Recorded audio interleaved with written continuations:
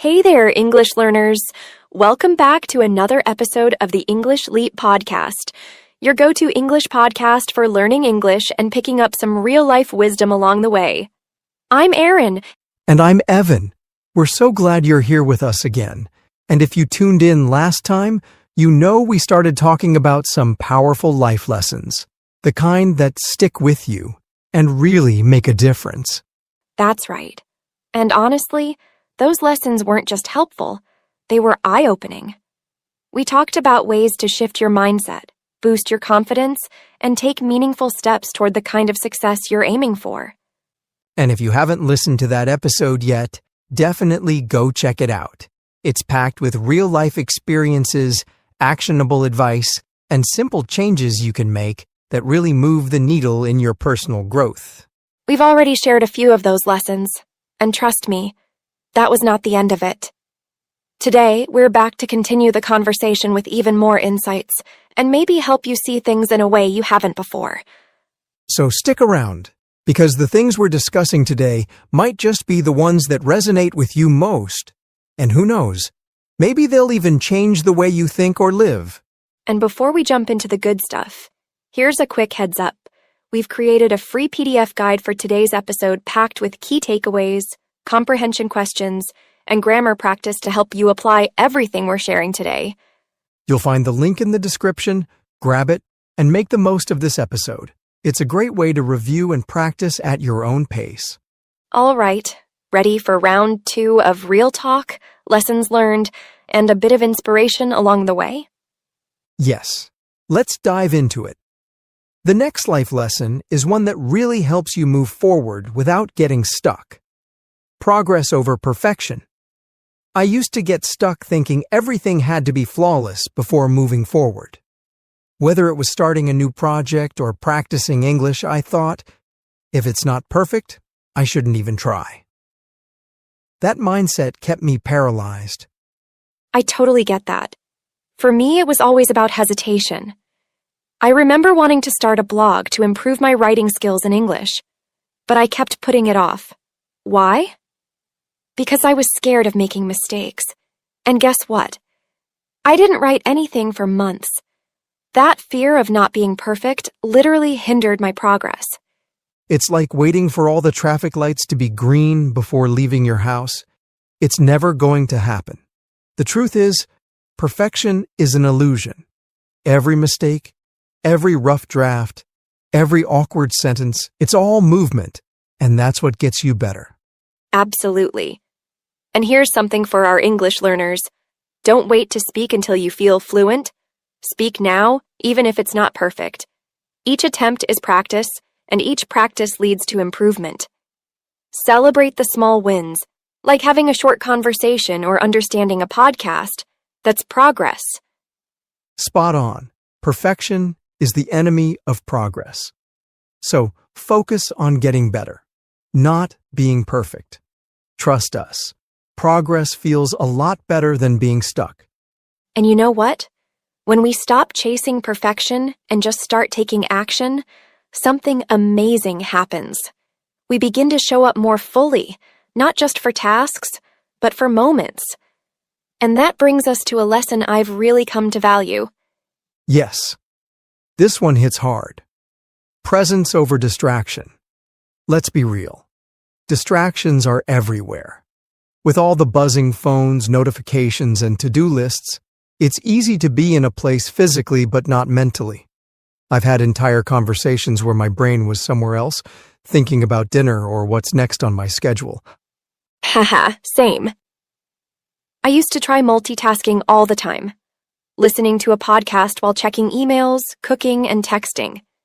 Guess how much I actually absorbed? Not much. Being present means giving your full attention to the moment, and honestly, that's when you learn the most. Right? It's like trying to water 10 plants with one small cup. You end up giving each plant just a few drops. When you're distracted, you're giving everything partial effort, and it shows. Yes, but if you focus it on one spot, you create real growth. Presence is about focusing your attention. When you're truly present, you learn better, connect better, and even retain information more effectively. It's the same with learning English. Focused practice beats distracted practice every time. Exactly. If you're studying vocabulary while scrolling Instagram, it won't stick. But if you take even 15 minutes of focused time, just you and your English material, you'll retain so much more.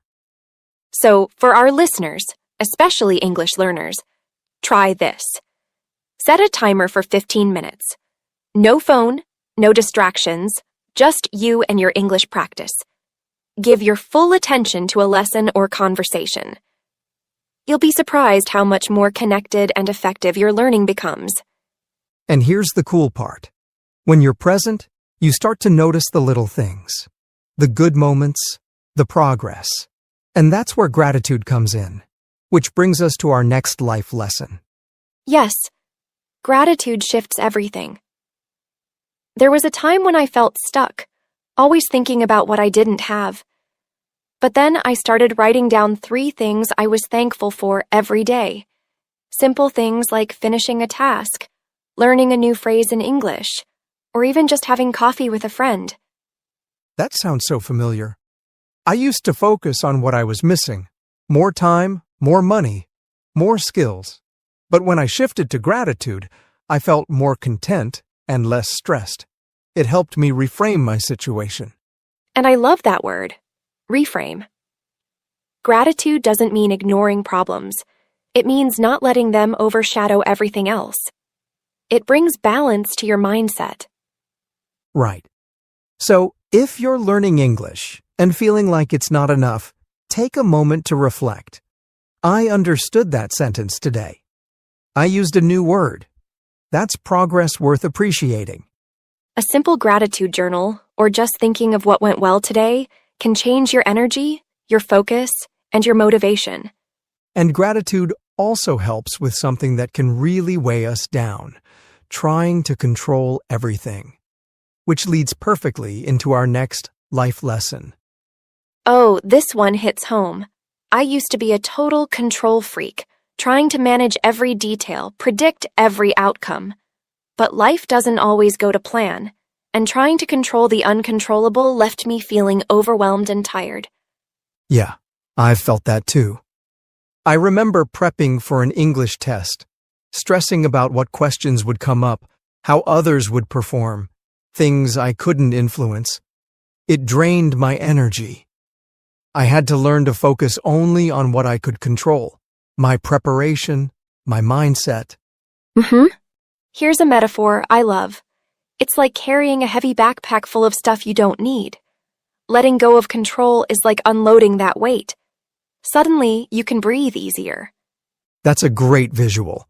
For our English learners, you can't control how fast others learn or if someone corrects your grammar. But you can control your practice, your effort, and your attitude. Letting go of what you can't control frees up your energy for what actually helps you grow. Exactly. And once you've let go of what's beyond your control, something really powerful happens. You suddenly have more energy, clarity, and freedom to focus on what actually matters. Yes, and one of the most important things you gain back is time. When you stop stressing over everything, you realize just how valuable your time really is. Which brings us to a lesson that's shaped the way I live every single day. Okay, let's get into it. This next life lesson is all about how we use our most precious resource. Time is priceless. Spend it wisely. For a long time, I treated time like it was unlimited. I'd fill up my schedule, say yes to everything, and wonder why I always felt rushed and drained. Oh, I've done the same. There were days I'd feel so busy. But by the end, I'd realize I hadn't actually done anything meaningful. Time is like money. You can either invest it in things that bring value, or you can spend it without even noticing it's gone. Exactly. The difference is, you can earn more money, but you can't get back lost time. And once I realized that, I started being more intentional, blocking time for rest, learning, and the things that truly matter. For our English learners, This means being mindful of how you're practicing. You don't need hours every day. Just 15 to 20 minutes of focused learning can make a big impact if you're consistent. Totally. Use your time wisely. Set goals, avoid distractions, and give yourself credit for using your time to grow. And speaking of using time wisely, one of the most powerful ways to protect your time and energy is learning to do this next thing. It took me a while, but it's been life-changing. Yep, learning this changed everything for me too. Let's talk about the power of saying no. I used to be the person who always said yes. Yes to helping, yes to extra work, yes to plans, even when I was exhausted. I didn't want to disappoint anyone. But in trying to make everyone else happy, I forgot about myself. I relate to that so much. There were times I agreed to things just because I didn't want to seem rude. But saying yes to everything left me drained, and honestly, sometimes even resentful. Learning to say no felt uncomfortable at first, but it gave me freedom. Saying no is about boundaries. It doesn't make you mean, it makes you wise. It's like building a fence around your peace. Not to shut everyone out, but to make sure you have space to thrive. And for English learners, this could mean saying no to time wasters or distractions, or even saying no to that inner voice that says, "Don't speak, you might mess up." Saying no to fear lets you say yes to growth. Exactly. Protect your peace. Time and energy are limited. Don't give them away to everything and everyone. Sometimes no is the most respectful word you can say to yourself. And once you're protecting your peace and being intentional with your energy, there's one more thing that can truly transform your life and your relationships. It might sound simple, but trust us, it's powerful. And it starts with how you treat yourself. Absolutely. Invest in yourself. For a long time, I thought I had to earn self-care or learning time. But I realized I can't pour from an empty cup. Taking care of myself isn't a reward. It's the foundation of everything else. Absolutely. I started prioritizing things that help me grow. Reading, resting, practicing English, even just walking outside. And you know what? I started feeling more focused and energized. It's like maintaining a car. If you never service it, eventually it breaks down. Your mind and body need maintenance too. For our English learners, investing in yourself could mean setting aside time to study, buying a good course, or simply allowing yourself to rest so you can learn better tomorrow. Even listening to this podcast is an investment, so be proud of yourself. You're showing up for you, and that's powerful. Wow, Erin, have you checked the time? Wait, seriously? I thought we just started. Right? We've been so caught up in today's chat, I didn't even realize how deep we got into it. That's what happens when the topic's this good. Time just slips away. Exactly. All right, friends, we're wrapping it up here. But don't worry, we've packed everything into the PDF guide for you, so you can go over all the key points, plus get some extra practice. And now it's time for something we know you look forward to. Let's pass it over to Charlotte for today's vocabulary breakdown. She's got some great words and phrases lined up for you. Hi everyone. I'm Charlotte, and here are some useful English words and phrases from today's episode to help boost your vocabulary, comprehension, and confidence. Let's get started. Mindset. Meaning, the way someone thinks about things. Example, a positive mindset can help you overcome challenges. Impactful. Meaning, having a strong effect. Example, his speech was short but very impactful. Move the needle. Meaning, to make a noticeable difference. Example, practicing every day really moves the needle in learning a language. Resonate with someone. Meaning, to feel connected to an idea or message. Example, her story about learning English really resonated with me. Paralyzed by fear. Meaning, unable to act due to fear or doubt. Example: he was paralyzed by fear before giving his speech. Hinder. Meaning: to make it harder to do something. Example: the noise hindered my ability to focus. Illusion. Meaning: something that looks true but isn't real. Example: the idea of a perfect life is often an illusion.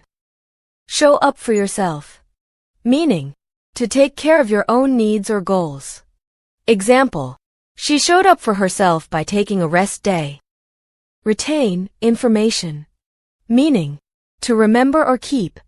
Example: I find it hard to retain new words without practice. Reframe a situation. Meaning: to look at something differently. Example: she reframed failure as a learning opportunity. Overshadow. Meaning: to make something else seem less important. Example: his mistake overshadowed all the good work he had done. Control freak. Meaning: someone who wants to control everything. Example: I used to be a control freak about planning every detail. That's it for today. Try using these words in your own conversations or writing. And don't forget, you can review them all in the free PDF guide linked in the description. Keep learning, and I'll see you in the next episode. Thanks, Charlotte. Those words are super helpful. And remember, folks, practice makes progress, not perfection. And if you haven't already, grab your free PDF guide from the description. It's packed with everything you need to review, reflect, and reinforce what we talked about today. We'll catch you in the next episode with more real-life conversations, life lessons, and of course, more ways to boost your English. Take care, stay curious, and keep learning. We'll see you next time on the English Leap podcast. Bye for now. Your progress doesn't end here. To continue advancing your English skills, click on the next video or explore the additional videos we've thoughtfully selected for you.